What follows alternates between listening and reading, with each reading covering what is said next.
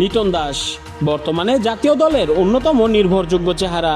ক্রিকেটের 3 ফরম্যাটেই দেশের হয়ে নিয়মিত প্রতিনিধিত্ব করে যাচ্ছেন তিনি। তবে কাফ মাসেলের চোটের কারণে কিছুদিন ধরে মাঠের বাইরে থাকতে হচ্ছে এই উইকেট কিপার ব্যাটারকে। লিটনের সুস্থতা নিশ্চিতে কোনো খামতি রাখছে না বিসিবিও।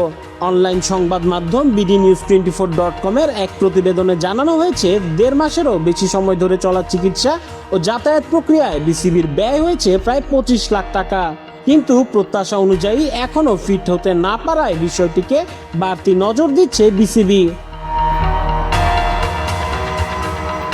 গত 14 জুন অস্ট্রেলিয়ার বিপক্ষে ওয়ানডে সিরিজের শেষ ম্যাচে কাফ মাসেলে চোট পান লিটন। প্রাথমিক মূল্যায়নের ভিত্তিতে ধারণা করা হয়েছিল ইনজুরিটি গুরুতর নয়। সেই আশায় তাকে টি-20 সিরিজের স্কোয়াডেও রাখা হয়েছিল। তবে শেষ পর্যন্ত আর মাঠে নামা হয়নি। পরবর্তীতে জিম্বাবুয়ে সফরে স্কোয়াডে থাকলেও ব্যথা পুরোপুরি না কমায় লিটনকে পুনরায় দেশে ফিরতে হয়। সবশেষ তথ্য অনুযায়ী আগামী মাসে হতে যাওয়া অস্ট্রেলিয়ার বিপক্ষে প্রথম টেস্টেও খেলা হচ্ছে না তার। 1.5 মাসের এই প্রক্রিয়ায় দেশে করা বিভিন্ন টেস্ট ও এমআরআই রিপোর্টে বড় ধরনের কোনো জটিলতা ধরা পড়েনি। তবে লিটন বরাবরই অস্বস্তি ও ব্যথার কথা জানিয়ে আসছিলেন। বিষয়টি সুনির্দিষ্ট কারণ জানতে ও উন্নত পর্যবেক্ষণের জন্য তাকে সিঙ্গাপুরে পাঠানো হয়, যেখানে নতুন পরীক্ষায় পায়ে সোয়েলিং ধরা পড়ে। বর্তমানে সেই অনুযায়ী নির্দিষ্ট পুনর্বাসন প্রক্রিয়ার মধ্য দিয়ে যাচ্ছেন তিনি। জিম্বাবুয়ে সফর সহ লিটনের পুরো চিকিৎসা ও আনুষঙ্গিক ব্যবস্থাপনায় বিসিবির প্রায় 25 লাখ টাকা ব্যয় হলেও মূল আলোচনার বিষয় হয়ে দাঁড়িয়েছে খেলোয়াড়দের ফিটনেস ও ইনজুরি ম্যানেজমেন্ট প্রসেস।